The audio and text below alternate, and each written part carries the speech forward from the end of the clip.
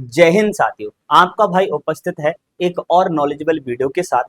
MP बिजली विभाग के द्वारा कुछ वैकेंसीज निकाली गई हैं जिनके बारे में हम लोग यहाँ चर्चा करने वाले हैं कि साथियों उसमें क्वालिफिकेशन क्या है, क्या वहाँ एग्जाम होगा या नहीं होगा।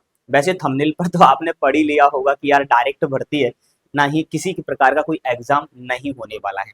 अब क्वालिफिकेशन क्या है, एज का क्राइटेरिया क्या है, सारी संपूर्ण इंफॉर्मेशन आपका भैया इस वीडियो में आपको देने वाला है। यदि मेरे दोस्तों आप इंटरेस्टेड हैं बिजली विभाग में नौकरी के लिए तो ये वीडियो पूरा जरूर देखिएगा। देखो जी, और ये एक और बात मैं वीडियो से पहले आपको बता दूं साथियों, ये जो वैकेंसी है वो अप्रेंटिस के लिए है। अप्रेंटिस बोले तो क्या है कि आप काम भी करते हैं उसी डिपार्टमेंट के अंदर और उसके लिए आपको सैलरी भी मिलती है। और जैसे ही आपका अप्रेंटिस खत्म हो जाता है और काम आपका काम अच्छा रहता है तो फिर आपको उसी आधार पर वहीं पर परमानेंट नौकरी में रख लिया जाता है। तो ऐसा नहीं है कि यहाँ से हमें परमानेंट जॉब नहीं मिलेगी, डेफिनेटली मेरे दोस्तों परमानेंट भी आपको मिल सकती है। एंड और मैं ऐसी ही वैकेंसी आपके लिए लेकर आता हूँ, हिडन वैकेंसी लेकर आता हूँ साथियों, जो किसी को नहीं पता चलती है, वो वैकेंसी आप लोगों को मैं बताने की कोशिश करता हूँ। ठीक है जी, तो मध्य प्रदेश के पूर्व क्षेत्र विद्युत वितरण कंपनी लिमिटेड जबलपुर द्वारा मध्य प्रदेश के मूल निवासियों के लिए ये वैकेंसी निकाली गई है। और साथियों ये दूसरी वाली बात यहाँ पर क्या है, एक शासकीय मान्यता प्राप्त कॉलेज से वर्ष 2020 से 24 के मध्य उत्तीर्ण हो। यानी यहाँ पर बात ये भी है साथियों, वीडियो देखने से पहले मैं आपको बता दूं, आपने बीटेक इलेक्ट्रीशियन सिविल, है ना, बीटेक की होनी चाहिए इलेक्ट्रीशियन में या सिविल में, बीकॉम आपके पास होना चाहिए, बीवीए होना चाहिए, VSW होना चाहिए या डिप्लोमा होना चाहिए आपके पास इलेक्ट्रिकल एंड सिविल में, है ना। किसी भी शासकीय मान्यता प्राप्त विश्वविद्यालय से या कॉलेज से आपने 2020 से 24 के बीच में अगर क्वालिफाई किया है, जैसे मान लीजिए आपने 2019 में क्वालिफाई किया है तो ये वैकेंसी आपके लिए नहीं है ना। 24 तो वही चल ही रहा है ना। तो 2020 से यानी 2019 में अगर आपने क्वालिफाई किया है तो यहाँ आप फॉर्म फिल नहीं कर पाएंगे। अगर आपने 2020 में कोई इनमें से कोई किया है, शैक्षणिक योग्यता आपने की है, तो आप ये काम कर सकते हैं। और ये वैकेंसी कहाँ कहाँ के लिए है तो मैं आपको बता देता हूँ।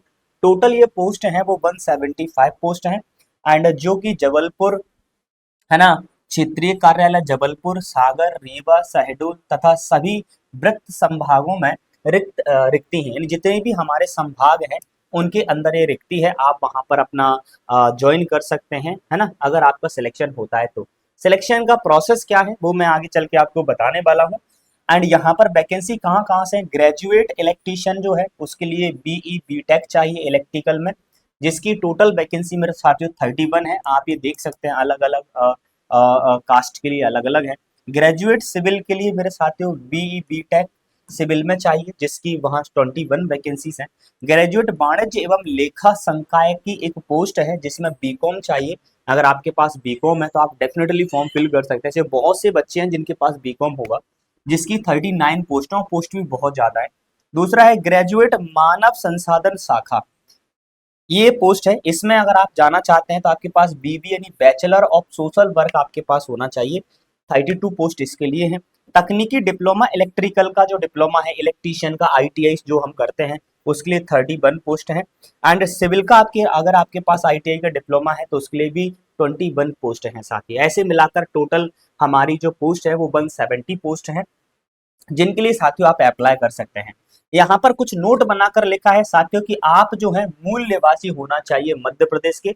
अगर आप मूल निवासी नहीं है तो आप फॉर्म फिल नहीं कर सकते। और फॉर्म जो फिल करना है आपको, वो अंतिम तिथि जो है साथियों वो 21 सितंबर 2024 को 5:30 बजे तक आप फिल कर सकते हैं। यानी 21/9/2024 को 5:30 बजे तक आप फॉर्म फिल कर पाएंगे। अदरवाइज इससे अगर लेट होते हैं तो आप फॉर्म फिल नहीं कर पाएंगे। अन्य पिछड़ा वर्ग के लिए जो आपको पता है साथियों, ओबीसी के लिए कोर्ट के में आरक्षण के लिए केस लगा हुआ है, पिटिशन लगी हुई है, उससे संबंधित यहाँ पर लिखा है। तो उस पिटिशन के आधार पर ही आपको आरक्षण दिया जाएगा, है ना। यहाँ पर अलग अलग प्रकार की छूट भी दी है, आयु में कुछ छूट होगी जो कि आयु कैलकुलेट की जाएगी 1/7/2024 तक, है ना। इस डेट तक आप 18 वर्ष के होना चाहिए एंड अधिकतम आप 30 वर्ष के होना चाहिए। और अलग अलग जो हमारे एमपी गवर्नमेंट के जो क्राइटेरिया है वहां पर छूट देने का, वैसे यहाँ छूट मिलेगी, यानी 5 साल की यहाँ पर छूट आपको दी जाएगी। और यहाँ पॉइंट पढ़ने की इतनी आवश्यकता है नहीं। दूसरा यहाँ पॉइंट है चयन प्रक्रिया। ये वेरी वेरी इंपॉर्टेंट है, ये हमें पता होना चाहिए कि चयन प्रक्रिया एक्चुअल में यहाँ क्या है। सबसे पहली है अर्हता सुनिश्चित करने के लिए, यानी जो भी वहां पर क्वालिफिकेशन क्राइटेरिया है वो सुनिश्चित आपका होना चाहिए। विज्ञापन के अनुसार प्राप्त अंकों की छटाई की जाएगी, है ना। मतलब जितने भी विज्ञापन के अनुसार जितने भी प्राप्त आवेदन हैं उनकी क्या की जाएगी दोस्तों, छटाई। मतलब कि उनमें जो मान लीजिएगा मैंने फॉर्म फिल कर दिया और मेरे पास इनमें से कोई भी क्वालिफिकेशन क्राइटेरिया नहीं है, तब भी मैंने फॉर्म फिल कर दिया, तो ऐसे फॉर्मों को स्वाभाविक सी बात है शॉर्ट लिस्ट तो नहीं करेंगे, वहां पर उन्हें निरस्त करना पड़ेगा, की जाएगी। तत्पश्चात मध्य प्रदेश के पूर्व क्षेत्र विद्युत वितरण कंपनी लिमिटेड जबलपुर द्वारा अंतिम समय सीमा पूर्व प्राप्त हुए आवेदनों में बीई बीटेक, है ना, और ये जो जो भी क्वालिफिकेशन है मैं कुल प्राप्तांकों के प्रतिशत के आधार पर वरीयता क्रम यानी मेरिट आधार में चयन किया जाएगा। सिंपल सी वाली बात है, ना ही यहाँ पर कोई रिटर्न एग्जाम होने वाला है, ना ही कोई इंटरव्यू होने वाला है। यानी जो भी आपने फॉर्म फिल किया है जिस भी पोस्ट के लिए, और उस पोस्ट के लिए जो क्वालिफिकेशन क्राइटेरिया है, जैसे मान लीजिएगा मैंने फॉर्म फिल किया है कहाँ से, मान लीजिएगा बीकॉम से, है ना, तो बीकॉम में मेरी जो भी परसेंटेज होगी उस परसेंट के आधार पर मुझे वहां वरीयता दी जाएगी। जैसे मान लीजिएगा वहां 100 फॉर्म आए बीकॉम वाले और वहां पर 81% 90 है और वो बाकी को परसेंट सब 90 से कम है, तो 90 वाले को फर्स्ट प्रायोरिटी दी जाएगी, बाकी को ऐसे। मेरिट लिस्ट तो आप जानते हैं, लेकिन परसेंटेज के आधार पर वो मेरिट लिस्ट यहाँ पर बनाई जाएगी, है ना। तो ये चीज याद रखिएगा। एंड दूसरा यहाँ पर वही चीज है कि 5 वर्ष आपके होना चाहिए एनटीएस में, वही 2020 से 24, 19 से 24, 20 से 24 का आपको क्वालिफिकेशन होना चाहिए। अगर नहीं है तो फिर प्रॉब्लम आपको हो जाएगी, है ना। और भी अगर आप फॉर्म फिल करना चाहते हो तो इस विज्ञप्ति को और भी डिटेल में पढ़ लेना, जिसकी लिंक मैं डिस्क्रिप्शन में डाल दूंगा, टेंशन मत लीजिएगा। यहाँ पर मानदेय जो होने वाला है, अगर आपने ग्रेजुएशन पर से फॉर्म डालेंगे तो 9,000 रुपए आपका मानदेय होगा। एंड तकनीकी अप्रेंटिस के लिए फॉर्म डालेंगे तो साथियों 8,000 होगा। ये परमानेंट नहीं है, ये अप्रेंटिस है यार, 1 साल तक आपको 9,000 रुपए मिलेंगे, उसके बाद फिर परमानेंट आप हो जाएंगे, फिर आगे चल के और वहां पर जो भी नॉर्मल मानदेय होता है नॉर्मल कर्मचारियों को वो फिर आपको मिलने लग जाएगा। यहाँ पर और जो कौन कौन सी छूट है, आवेदन कैसे करना है, आवेदन के लिए आपको साथियों इस वेबसाइट पर जाना है, इस वेबसाइट पर जाइएगा, वहां आवेदन आपको दिख जाएगा। एंड अप्लाई आवेदन पर यहाँ registration profile completion apply for eligible establishment.etc ये चीज वहां देखने को मिलेगी, वहां जाके आप रजिस्ट्रेशन कर दीजिएगा। एंड रजिस्ट्रेशन करने के बाद में साथियों आप अपना पीडीएफ वगैरह जो अपने पास रखिएगा, फिर वो आपको वहाँ लिस्ट भेजी जाएगी, है ना। सॉरी, जो रजिस्ट्रेशन आप कर लेंगे, फॉर्म फिल कर लेंगे, उसका प्रिंट निकाल लेना, और उस प्रिंट के साथ में फिर आपको क्या करना है साथियों, जो प्रिंट आपने निकाला है उसमें उसके साथ में पासपोर्ट साइज फोटो एक लगाना है। 10वीं क्लास की जो मार्कशीट है एसएससी से द्वारा की हुई या मैट्रिकुलेशन की अंक सूची। देखो एक्चुअली में क्या है दोस्तों, आपने जो 2020 में अगर 12th किया है, 10th किया है, तो 2020 से पहले हम लोगों ने जब 10th किया था, हम लोगों ने जब 10th किया था साथियों, तो वहां पर क्या था वहां पर साथियों, हमारे लिए वोकेशनल एजुकेशन नहीं था। वोकेशनल, पता नहीं आप लोगों को पता है कि नहीं पता वोकेशनल एजुकेशन। एंड जो 10th में आईटी वगैरह ये दिए जाते हैं, तो वो एक एसएससी एक संस्था है जो आपको सर्टिफिकेट देती है। तो मान लीजिएगा आपने 10th के साथ साथ में वोकेशनल भी किया है, तो उसकी भी मार्कशीट आपको साथ में लगानी है।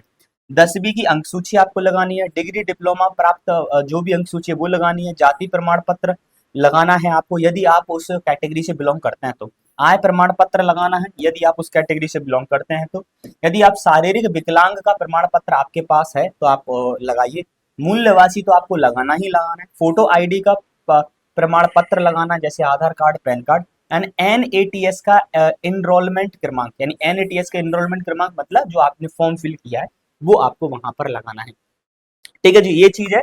तो और ये सारी चीजें आपको कहाँ पर, है ना, ये सारी चीजें आप क्या कर सकते हैं 20 है ना, कहाँ से 21 तक भेज सकते हैं, यानी 21 तारीख तक आपको भेजना है। पूर्व आवेदन तथा पश्चात प्राप्त आवेदन स्वीकार, यानी इसके पहले या इसके बाद कोई भी आवेदन यहाँ पर स्वीकार नहीं किए जाएंगे। और भी आपके डाउट है तो यहाँ पर कुछ मोबाइल नंबर दिए हुए हैं, आप इन मोबाइल नंबरों पर कॉल करके अपने डाउट क्लियर कर सकते हैं। एंड ये जो हमारी वैकेंसी की लोकेशन होने वाली है वो कहाँ कहाँ होने वाली है देखिएगा, जबलपुर, है ना, नरसिंहपुर, सियोनी, छिंदवाड़ा, बालाघाट, मंडला, डिंडोरी, कटनी, सागर, दमोह, पन्ना, छतरपुर, टीकमगढ़, रीवा, सतना, सीधी, सिंगरौली, शहडोल, अनूपपुर और उमरिया।